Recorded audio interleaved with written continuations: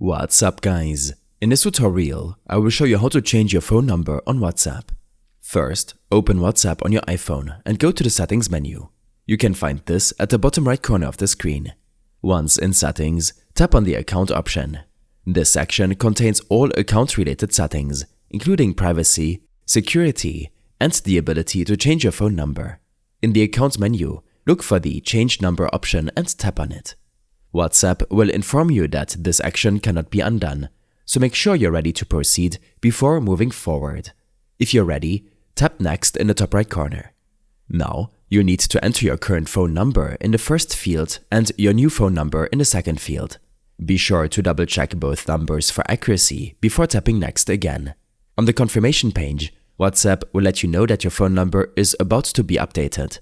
You'll also have the option to notify your contacts about the change.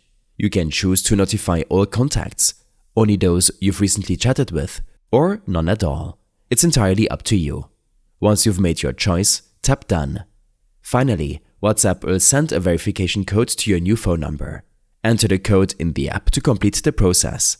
After verification, your number will be successfully updated, and all of your account data, chats, and settings will remain intact.